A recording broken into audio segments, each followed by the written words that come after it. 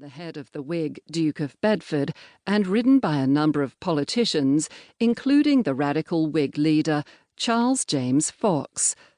A host of English Jacobin writers appear in the caricature. In one detail, the poets Samuel Taylor Coleridge and Robert Southey, both known in 1798 for their radical politics, are shown with asses' heads. Their images combine a reference to their own sympathetic poetry about animals with an allusion to Canning's satire on female readers, the fair votaries of sensibility who weep o'er a dead jackass. The dead ass, encountered by Yorick in Sterne's A Sentimental Journey. Sympathy for animals, combining stupid, feminized sentimentality and ridiculous revolutionary views, is emblematized here by writers who have turned into asses. As the later chapters of this study will show, the multivalent ass is a significant figure within all kinds of writing about animals in the age of revolution, but it is joined by many others. Animals of many different species pervaded late 18th century disputes about the rights of man. British writers turned their attention to animal life as they engaged with a culture profoundly affected by revolutions in France and America and struggle for reform at home. The conservative high church clergyman William Jones thought that the very notion of natural rights reduced people to animality. Natural rights, he said, were not the rights of a Christian, nor of a civilized, nor of a social being, but of an animal only.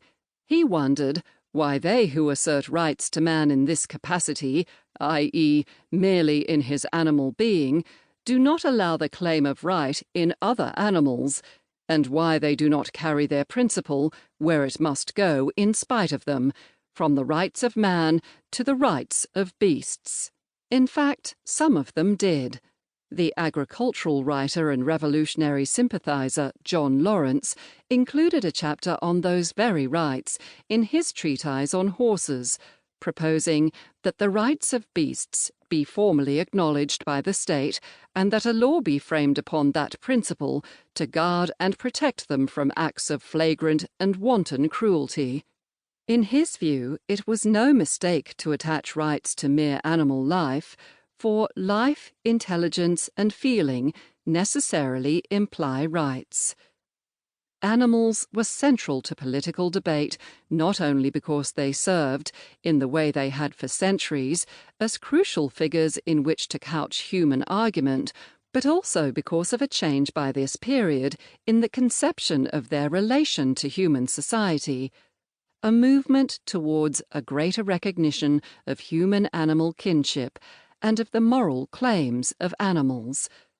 As Keith Thomas showed in his landmark study of early modern English attitudes to the natural world, entrenched notions of human uniqueness and ascendancy over the beasts were progressively challenged, so that by the late 18th century, animals had moved from being mere brutes or beasts to being fellow beasts, fellow mortals, or fellow creatures, and finally to being companions, friends, and brothers.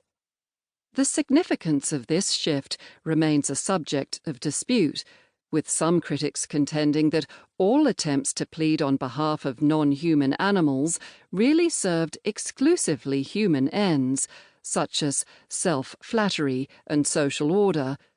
Such arguments seem to me to rely on too sharp a dichotomy between historic, human-centered purposes and an implicit ideal, often considered impossible, of pure commitment to the non-human. I will argue throughout this study that human social aims and genuine engagement with the claims of non-human animals were mixed together.